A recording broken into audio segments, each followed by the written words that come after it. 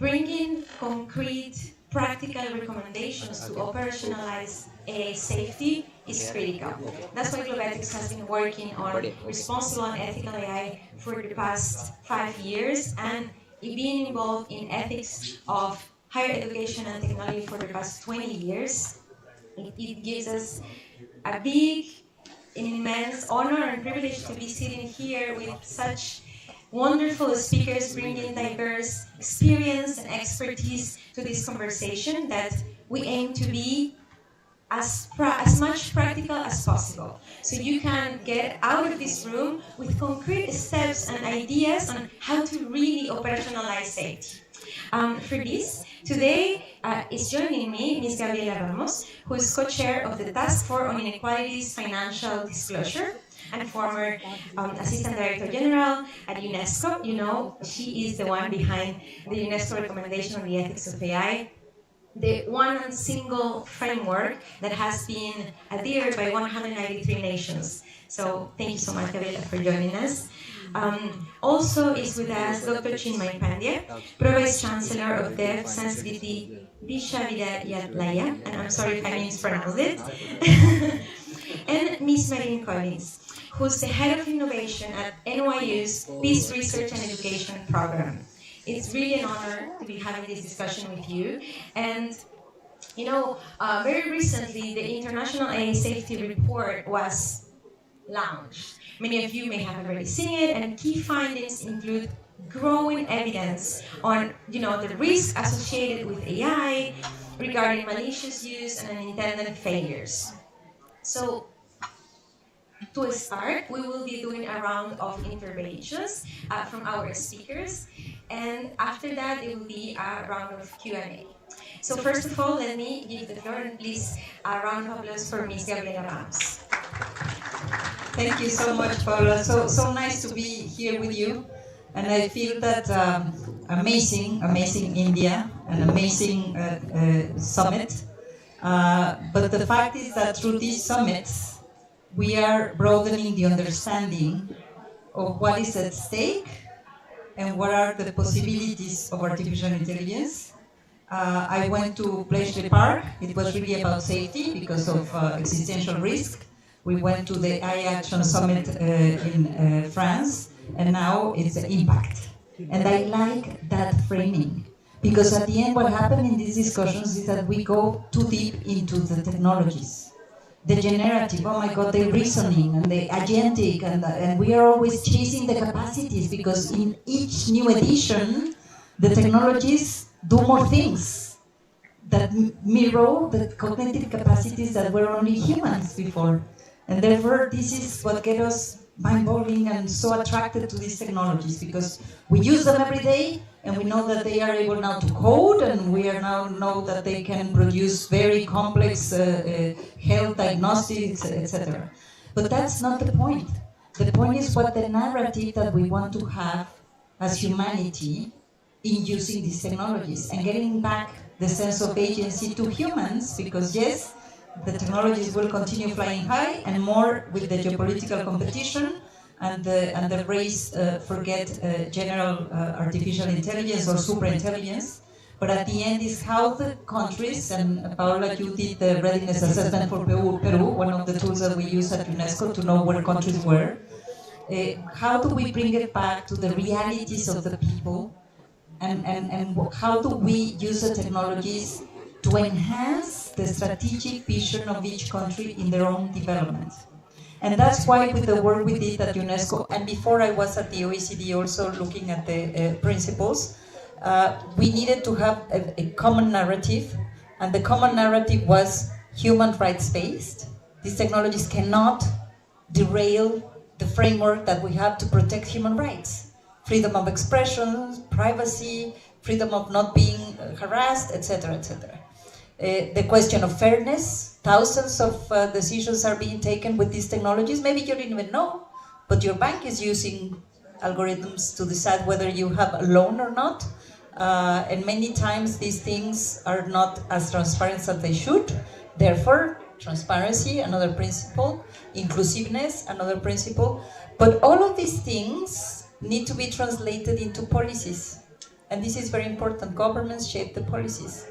And then there needs to go into the depth of what countries need to have for these technologies to be really useful. And I feel that this is what we managed to do with the support of our colleagues here, and of course with the universities that are so important because we need more research, to turn the conversation and try to think how do we really ensure that these technologies deliver for good. Because yes, we know all the safety issues. We know the question of misinformation, disinformation. We know deep fakes.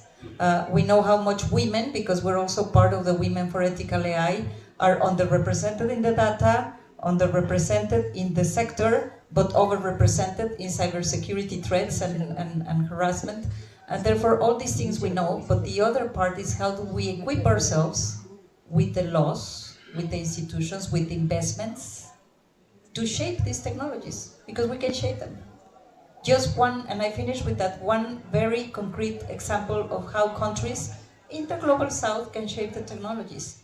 If you are going to use these technologies, for example, to improve the educational systems, you go out with your procurement processes. 15% of the budget of countries are procurement. It's a very powerful tool. And then you put some conditions. I need this to be triple check. You need to show me what was the assessment of the system. You need to show me how you protected the reteamings, all of these things. And then you shape the market, because market actors want to participate, and therefore they will fulfill whatever you put in those conditionings in this public procurement. These are the kind of tools that we have at our hands, all countries, and they should use it. Thank you. Thank you very much, Gabriela. And one of the reasons why we gathered this panel, and why is it called trust as a global imperative, right? And being this the first AI Global Summit in the Global South, meaning that we can really bring impact to what we're discussing, the component of trust in AI safety, right? And it brings us immediately to the human component. And that's why this is the perfect segue to listen to Dr. Chinmay Pandya, who's working especially on that ethical and human part. Please, the floor is yours, Chinmay. Well, thanks a lot. Dhanyavad to you, Paula. First of all, you all are here in India. So, being an Indian and being a Bharatiya, my warmest welcome to everyone who has traveled from different parts of the world to be here in India today. And not only on behalf of India, we extend this welcome, but also on behalf of the organization that I represent. We have 150 million members, 5,000 centers all across the globe. So a warmest welcome to not only the panelists, but also to the audience. And I thank especially to Dr. Dao for choosing this, probably the most important theme of the AI Summit, trust. And the reason that is important, because we are meeting in a very fragile geopolitical environment, and in these times of uncertainty, chaos, the humanity, when it seems to be like uncertain and suffering, our deliberations on the future of humanity becomes more important than ever before. There is a beautiful saying in Sanskrit, and it says that when entire humanity comes under the threat, then humanity alone has the power to rise above it. And it's not me who is saying, as a faith leader, that humanity is under the threat.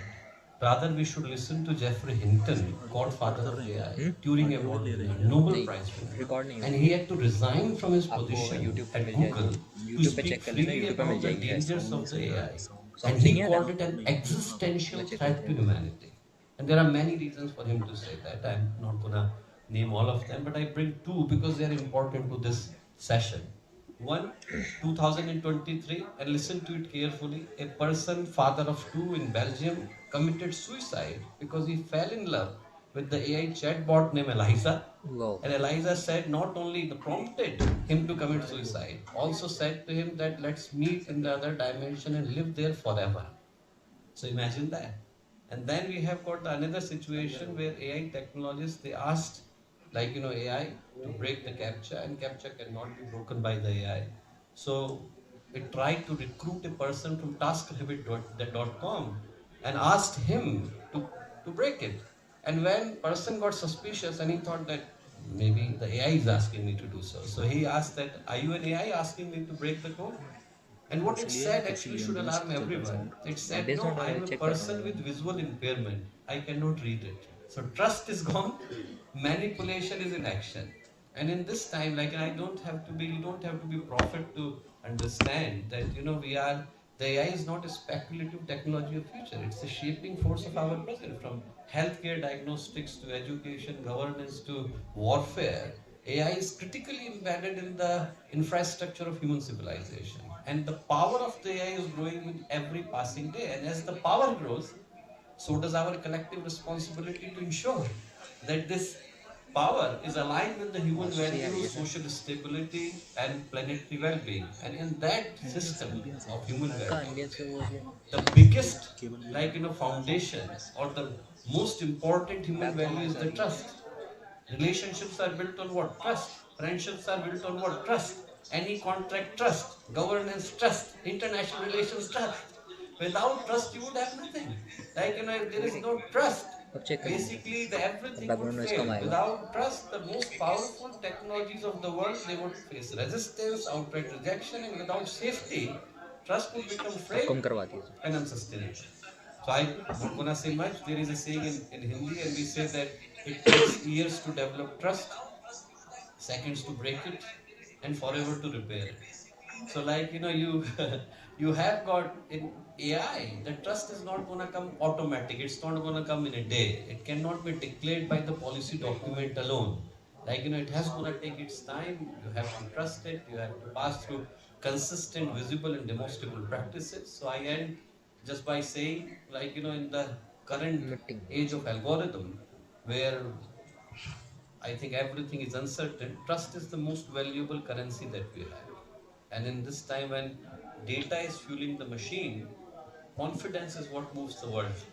So our confidence is completely reliant on the trust. And if that has been taken away, I think AI, which I doubt, but it would fail one day. And hopefully not so soon. Thank you, Chinmay. Indeed, and in fact, I would say artificial intelligence, let's not anthropomorphize it, if this is the word, like putting qualities of humans to a technology, because AI is the tool that could be extremely wonderful for a nation and a society. I remember launching Digital Garus Peru while I was working in the government, and an 8-year-old told me, I am going to learn to code to create a program for my mom to crop. And that, you listen to this girl, she's trusting the technology. But then, we, in every organization and position we are, we cannot let this change. As you said, in seconds, this trust could become a disastrous, right? So this tool can also be very negative for us for a session. And for that, it's also a perfect segue to listen to Ms. Marine Collins, who's leading this Peace Research and Education program at NYU. So, Marine, the floor is yours.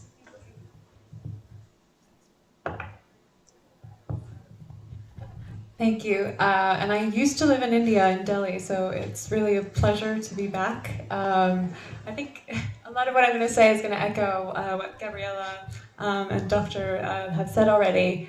We're at the 4th AI Summit in 3 years, basically. Bletchley was safely, Seoul was about innovation, Paris was about action.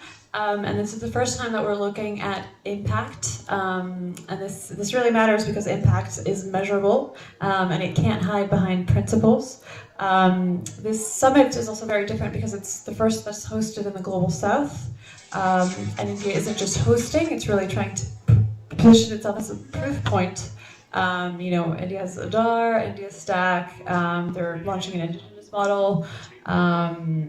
This is very strategic, but I think one of the honest questions that remains is that after 3 summits and hundreds of commitments, the basic architecture that benefits AI hasn't really changed. For example, Africa holds 18% of the population, but less than 1% of data center capacity.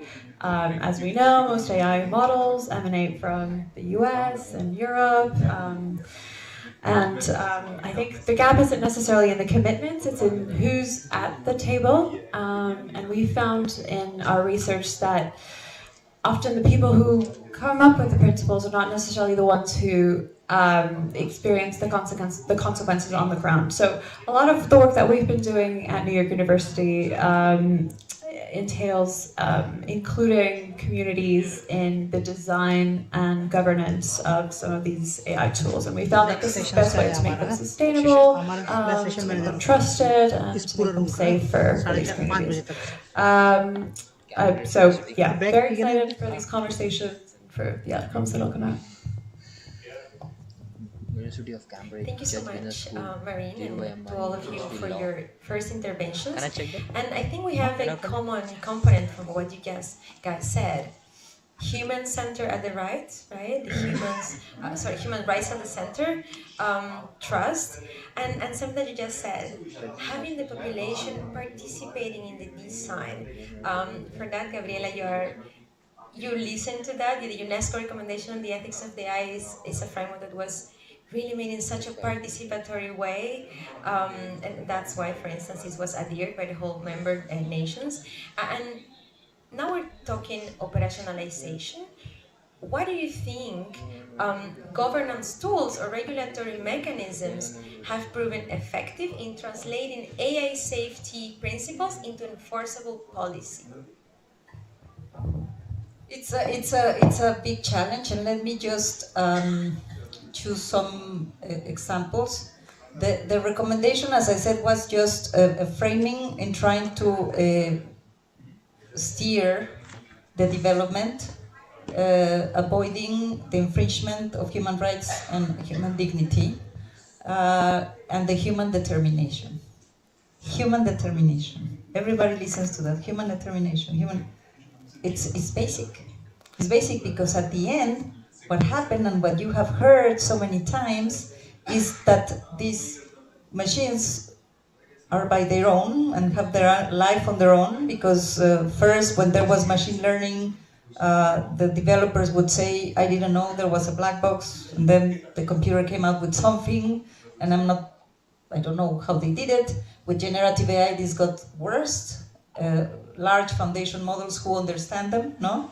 And therefore you can hide behind that and say it was a machine, no? Yes, sorry, it discriminated the people that doesn't speak English, sorry, but this was a machine. That cannot be. And therefore the core element of human determination needs to be practical. It cannot be just a nice statement in general. How do you do that? Well, you do it with accountability mechanisms that will hold somebody accountable other than the algorithm. And therefore this needs to be translated into law. And I'm more positive now, probably, yes, when Jeff Hinton came out, we were all like, my God, if this guy is saying that, and there's existential risk, this must, and it's true, because if you can code for good, you can code for bad, and therefore, yes, that could be amazing existential risk. But the fact is that when you go into these very concrete definitions, what do we mean by human determination? How do we put it into law? Who is accountable? And you know what accompanied that decision that was very important? Not to grant legal personality to AI. And you might think that that looks very strange. Well, it took hours during the negotiation to arrive to such conclusion, because if you are going to be granting legal personality, as we do with corporations in many places in the world, then you are cutting short the accountability mechanism, the transparency mechanism that leads the development to the human that needs to be behind. And therefore, when you think about liability regimes, and I think this is very important, because one thing is to create the incentives and investments to have more AI that will solve the problems of agriculture, of health, instead of raising military guns or all of those things. You can create incentives. But the fact is that if you don't have the liability regimes, when something goes wrong, when a young people committed suicide, get your legal book on it and see how do you determine the wrongdoing and how you pursue it. And this brings us back, and you know it because you have worked on these issues and you train so many people on this, bring us to how fit for purpose are we for this world. How fit for purpose are each one of you? how fit for purpose is the government, the business sector that are not the developers but the adopters, and it's a call of awareness that we need to invest in ourselves, and the government needs to invest in itself. And it's not an empty issue. The reality that is happening every day, I was in San Francisco talking to one of the biggest brains that is looking at property rights. We have the laws. The only thing is how do you expand it, translate it, create the jurisprudence so that it covers the events that happen in the cyberspace.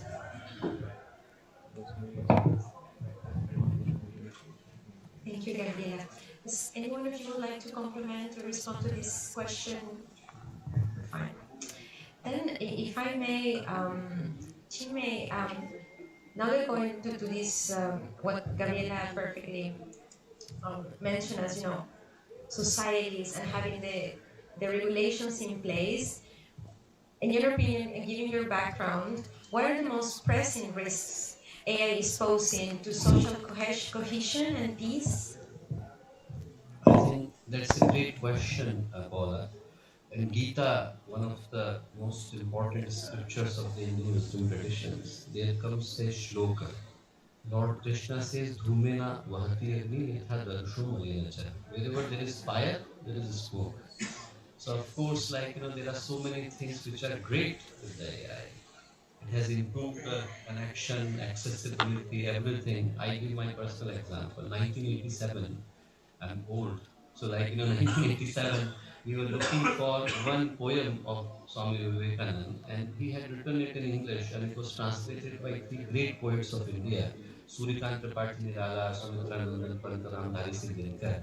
But to find one poem, one translated poem, we had to go to 22 different libraries because it was not like current times that you can access it on the internet. Now you just put it on the AI, you get it immediately. So of course, with the advancement in technology, many things have become nicer. And as Dr. Gabriela was saying, and she was absolutely right, many things are happening very great. I come from a medical background. There is an application called Zebra Vision. You can basically scan anyone's limb anytime to check for fractures or any kind of problems. But it's our duty, both moral, legal, compassionate, ethical, spiritual duty, to ensure that something that's being developed is also going to the right thing. And what is considered the most pressing risk, in my opinion, is the erosion of our shared reality. Because the AI is the only technology which has a power to amplify the misinformation. You have got the classical, example of the Myanmar crisis, which was in part driven by the Facebook algorithm. So you have got a wonderful example of that. It has got a capacity to deepen the polarization.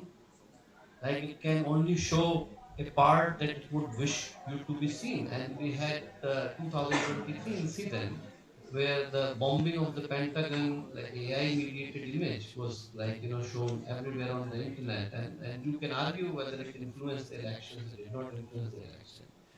But you have got absolute classic example of Romania, where the constitutional court had to cancel the presidential elections last year because of the AI meddling into the election. So just imagine, this is not something that we are thinking and arguing about something that would happen in future. This is happening right here.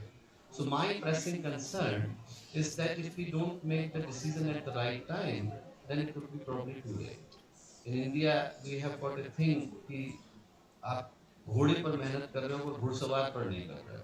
That you are training the horse, but you are not training the one who is going to ride it. So we are working too much on the technology, but probably not so much that who is going to use it. And that's equally important to consider. And that's where, the theme that you have chosen, trust does not remain a social value anymore. It becomes a global imperative, because unless everything that we are working, the operationalizing the safe AI is built on a concept of the trust and mutual understanding. It would be very hard to create something that is equally applicable to everyone. And India has a very unique position, as Dr. Marine was saying, because India is in between the global north and global south. And most of the countries of Asia, Latin America, Africa, they look at India because India has the same linguistic diversity, same kind of governance restraint. So if you create AI model which is only for the high income and low population countries, it's gonna fail. It has to have something that comes from equal amount of trust from the all possible population markers. If I may ask a follow-up to this question, maybe to you, Gabriela, because it's a reflection that just came when you were speaking, Dr. Chimay, trust, right? And let's not be too late to start regulating this. And in fact, a while ago, let's say 2020, the question was, should we regulate AI? But in 2022, I think we started saying how. There was not anymore the question of should we.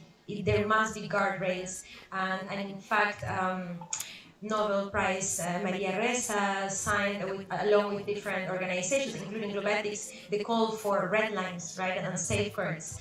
But we have many regulations now. After the EU AI Act, Japan approved their law, South Korea, with different approaches. Even Peru has approved an AI law, but they are not as comprehensive, let's say, or going, as you were saying before, Gabriela, on accountability, right? But what happens if these principles are not taken into consideration? What are the consequences? So you that know many parts of the world and different points of view in organizations, what do you think is the best, if there is one best approach so that we can translate these principles into concrete actions so that we can have safe, reliable, trustworthy AI systems? What do you think? I think it's a very complex question because, of course, different countries have very different constitutional traditions and legal traditions. But the fact is that you really need to translate it, and this is the beauty of the work that we did at UNESCO, because we did not get into the one-size-fits-all. That would be irresponsible. I don't think that we can even try that. Of course, there are some solutions that can be shared, explained, but we need to take into account the context, the cultural setting, the societal, the aspirations, the vision of the country, the strategy of the country, and therefore it makes it completely tailored. And that's why we have a wonderful Peruvian doing the Peruvian readiness assessment, and we have wonderful, and in the room next door there was a presentation of the Indian RAM, who was made by an Indian. Because when we started, and I was working at the OECD and also working with the World Bank with many, and I said, no, we cannot just get into the countries pretending that we know the place. We need to have the experts that know about the technology, but that also speak the language and understand the thing. So I think it's not a one-size-fits. I think it's more, how do you really equip the judicial system? Because at the end, this is the beauty. We can think that there are 4 big techs, 5 big tech, no, that is producing everything, and it's true. There are 2 countries that are producing 90% of all the foundational models, which is the US and China, and the US is doing 9 times what China is doing, and is doing 19 times what the UK is doing, so that the proportions are just huge. And therefore you can feel defenseless to think that, oops, if OpenAI is doing this, or if, what can I do? You can. Because you have the policies, you have the laws, you have the judicial system. So let's not worry about what they do. Worry about having your system in place, so whenever somebody breaks those rules, you have the means to enforce it. And I just kind of want to add to that. I completely agree that what you said about one size does not fit all. And I think there's some countries as well where the institutional capacity is quite low, or the trust in these institutions is quite low. Which is why I think in our work we've also found it very important to kind of include the users, the communities, the civil societies in the design and governance decisions of how these tools are developed and governed. Do you think, Maureen, you can elaborate a bit more on, what role should research on peace in particular and civil society play? Lots of mics to choose from. I think I'm going to build a bit from what Gabriela said. I think a lot of the discourse on AI safety is around the technical risks. So we talk about alignment, we talk about hallucinations, bias, benchmarks, which is important work, but it's kind of missing some of the categories of risks that can be that can impact the communities and the people when they interact with social fractures. So when AI, for example, is deployed in fragile contexts. We hear a lot about frontier models. We hear a lot about the geopolitical race between China, the EU, and the US. But around the world, AI is already impacting communities in lots of different ways, and we don't hear about that as much, I think, in the global discourse. And that's where kind of peace research comes in. We bring conflict sensitivity analysis into the work that we're doing. So my entry point is that I used to work in the Central African Republic, where the information environment is quite complex. And since then, you know, with the adding AI to that environment has just multiplied some of the violence that can erupt from some of the social media and disinformation that's being spread out there. And so, yeah, I think the importance of adding that peace component, that conflict sensitivity, that context analysis of what is going on in countries is really important before you implement AI technologies yeah.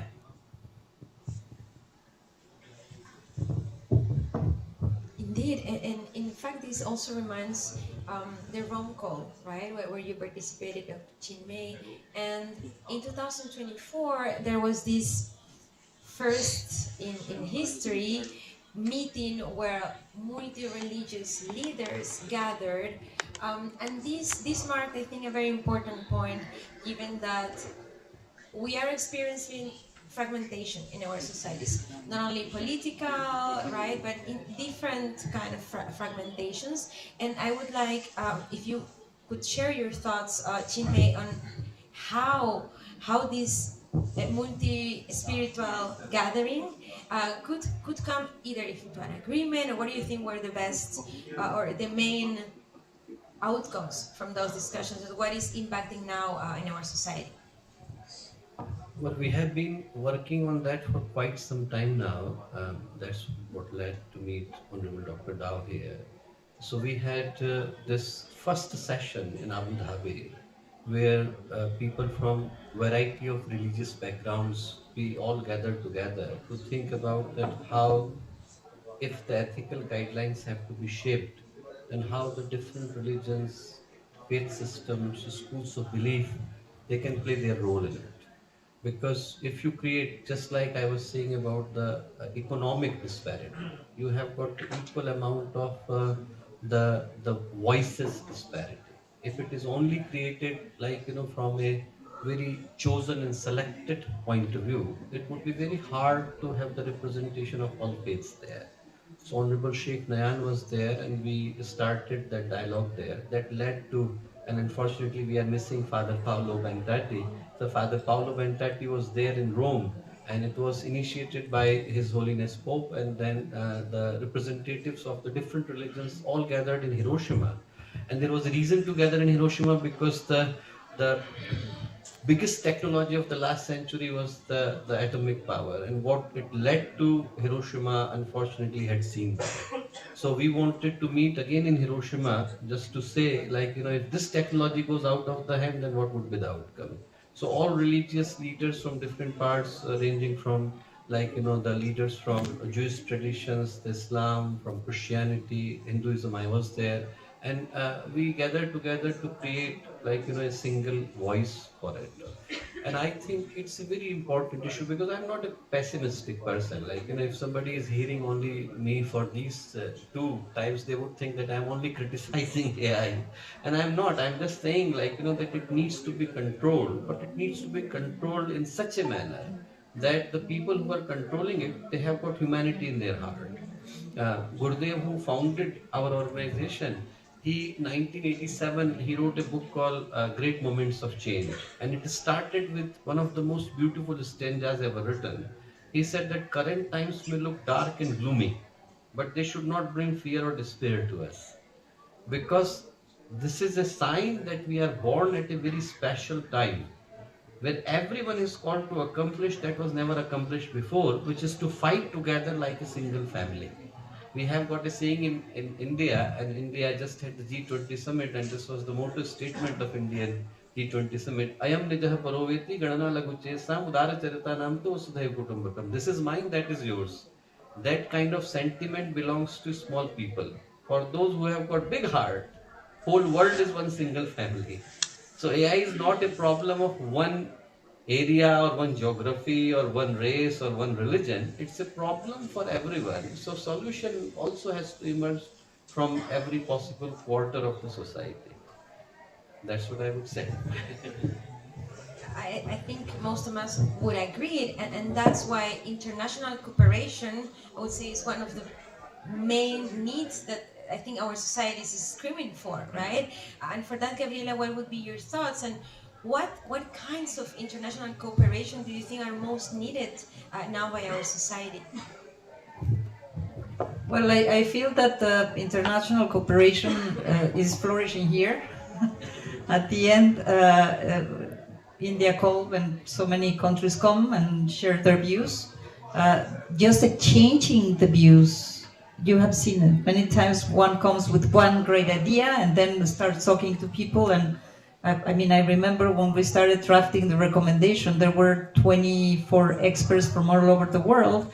And then suddenly, multidisciplinary, super important, because geeks are fantastic, but they're not the ones that are going to be thinking about the downsides or about humanity or about, let's bring the philosophers because probably they have the right questions. Let's bring the engineers, let's bring the legal profession. So, but what was impressive is that when we were discussing that, suddenly one lady from Africa, she raised her hand and she said, shouldn't we put in the recommendation that we should also have the right to decide whether we want AI or not? And I was like, but we are discussing how to use it. Why would you put there that you don't want it? Well, because maybe we don't need it. And then we decided and translated that into the principle of proportionality. We don't solve everything with AI. Many times we don't even need AI. What we need is to think what is the problem that we're trying to solve and whether the technology can help us more accelerate the solutions. This is the kind of things that come from there. There was this other lady, and it was interesting because we had some Latin Americans that were super strong on gender, Constanza Gomez Mont. But then the other lady that was there from Namibia, she said, yes, but I also want to put there, because the content of this recommendation sounds very individualistic. It's about the person and the human-centric and the me and me, me, me. And in my culture, in Ubuntu, is this African philosophy, I am because you are, I exist because nature exists, and therefore I'm part of this energy. And I don't want this recommendation to be sounded so individualistic, because it represents only certain cultures. This is the kind of things that you come out just by bringing everybody together. And then we did not only came with these experts that were amazing, multidisciplinary, we came out to the world to receive comments. We received like 55,000 comments that then we used AI ethically to incorporate them in the draft. But the beauty is that also all around the world, people have very different takes. And this is what matters, because the problem is when you think you have all the answers. And technologies think they have all the answers. Beware of that. I think that we should really trust more people that have all the doubts and know how to express them in a way that is useful for us to find the solutions. And at the very beginning, I said I hope this session brings you one or two key actions or steps, and I think we already have many, but if I can highlight one, and it's not only on international cooperation, but it can be translated into any kind of organization, right? If we have here, do we have entrepreneurs developing technology here? Can you raise your hand? Oh, I love to see women raising your hand. Wonderful. Great. So guys, for you in your teams as well, when you're developing the technology, make it as diverse as possible, as Gabriela just said, right? If we are policymakers, do we have policymakers here? Yeah, we do. So I think you already know, but it's never too much to reinforce that we need different voices, civil society, academia, of course, technical community, spiritual leaders, etc. Because different points of view is what brings this, that this go one step back and think, we didn't think about it, and actually it's a good point. And artificial intelligence is just, first word that came to mind is disturbing, but I will not say that. It's impacting all kind of sectors of our lives that we really need to start putting this and let's not break the trust that our child and our society is having into these technologies, right? So we're going into the last 10 minutes, so let's go to the last question for all of you, and then if time allows, we can maybe get one or two questions for the audience. The last question is, what is this one practical action that government, multilateral bodies or institutions can take in the next 12 months to operationalize AI safety? Just one concrete action. The same question for all. Well, Gurdev said a beautiful saying, and he said that purpose is the defining factor of the human beings. Without purpose, our life is like a pendulum, moving a lot, reaching nowhere. And I think that's what is happening to the AI, that we are talking a lot, but reaching nowhere. And I strongly think that what is needed right now is the safety embedded devices, that you have to ensure from the very beginning that AI is built safely, and there is always someone accountable and responsible to ensure if anything fails, then who should be held accountable for it. Like imagine the two scenarios that I just mentioned. Who is held accountable for it? If a person commits suicide, who is held accountable for it? So like, the things like that, if there is no one to take accountability and responsibility, then things would fail. So my strong emphasis is on safety embedded devices. I really think that we need to understand better how things work. We need to do more research, and research, the majority of the research is being done by the Global North.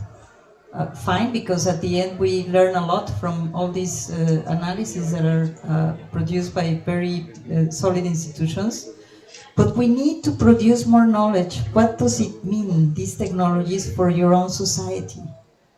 And by the way, the research, the majority is also being produced by private sector. And therefore, let's just make that bet. Because we're learning day by day. I'm sure that all of you are learning day by day when you interact with the technology, when you read the headlines, when you try to apply it for your own purpose or businesses or schools, or we're learning through it. But we need to invest in knowing better how things work to improve our capacities to take good decisions. And if we do that, we will be documenting better use cases, we will documenting better the downsides, but we will also be documenting what you said, Paula. This is not a question of what's the problem, let's discover this problem. No, it's like how do we address it? And in that sense, I feel that it's also great that we have, for example, one of the outcomes of the Bletchley Park Summit was to create the safety institutes, and now you have that network, and they're exchanging, and they're looking into issues, and then you learn from each other. I feel this is a very important point, learning with each other and from each other to address whatever is a downside, but also to magnify the positive impact. Thank you. Yeah, I think we all agree that there needs to be more humanity in AI, and I think we all agree that there are a lot of principles, but that implementing them is the difficulty. I think, as I said before, it's often that people who are designing these AI systems and the people who are living with the consequences don't overlap, and so these perspectives are not included in how these systems are designed. So I think my one recommendation would be to invest in governance infrastructure where it's weakest, and it's not one model fits all. Regulatory capacity may be an issue for one country, but not another. Maybe technical sovereignty is an issue for one country and not the other. I think what our research has shown is that a lot of the power concentration and some of the extraction that exists is a pattern that's replicated in a lot of countries, but the responses have to be different. And so that means funding universities, funding civil society, funding the organisms who can kind of counterbalance some of that. Thank you very much. We do have 5 minutes. Do we have any questions from the audience? Okay, the first hand I saw is from the lady at the. So, if may I ask you to come? I'm sorry, we don't have. Okay, you can. She's going to give you one mic to the lady.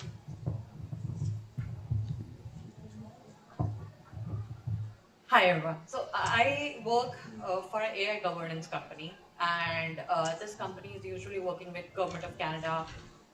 We are helping to make sure that AI is safe, their technology is safe. So I just wanted to learn about from you guys, like how do you know that this AI technology being used in whatsoever banks, institutions, government agencies can be trusted? Like what do you look for in that? It can be an artifact or anything. Like, how do you know that it can be trusted? Well, I think it's very different from context to context and from use case to use case. What we do is that we co-create the technologies with the people who will be using the technologies. So, for example, in Malawi, we're building an early warning system with rural communities, so we're implicating them in the design process of that technology from the start, and they're also going to be governing the data and the technology once it's been developed. So that's the way that we found to create a tool that is trustworthy in that specific context. But again, I don't think there's one size fits all, and that, you know, there's one response. Yeah, but at the end, if you are the one that is going to go to the market to buy a service from an AI company, I think it's very important that you make sure that that company fulfills or comply with the highest standards, in the sense that they should be asked to provide with how much they assessed the systems that they are putting in the market, how much they relied on non-biased algorithms, how much they introduced the famous red teamings, which means that whenever these things are developed, you can do adversarial kind of problems, create problems, so that you see how you solve them.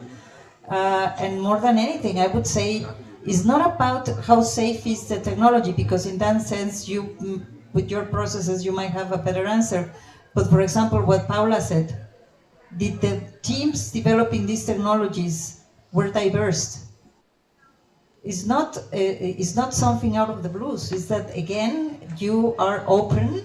It seems that this company is more open to look for different voices and ready to challenge themselves. So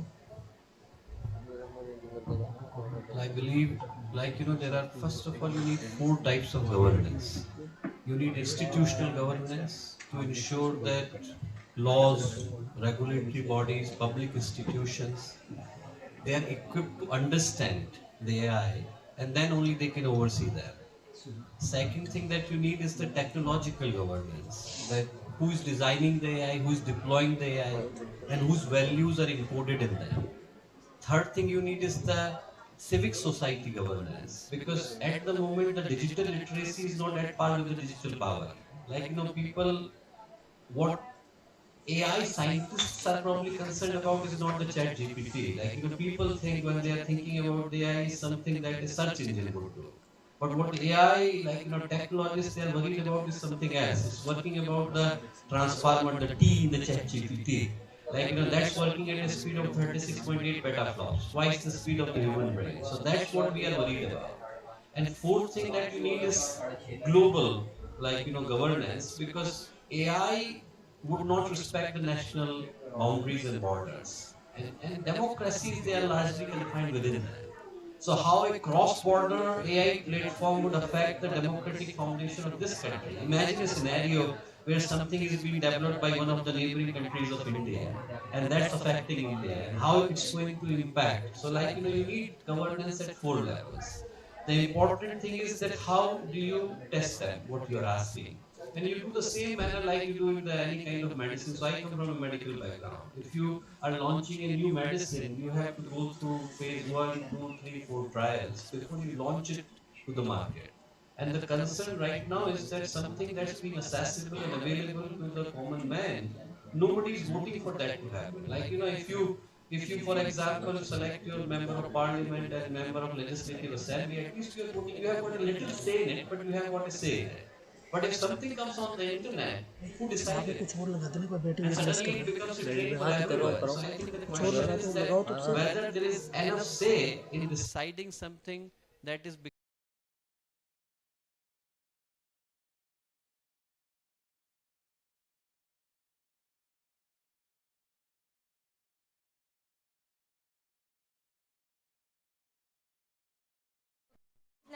Actually, the problem here is that the people are the people for the next session are lined up. They are waiting outside. How much time? Yeah, last 2 minutes. Yeah, please go ahead with last few questions.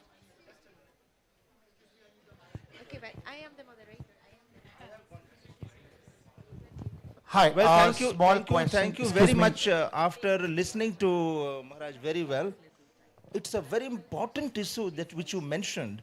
If we really want to safeguard and protect the society, we need to have assistance of human intelligence with respect to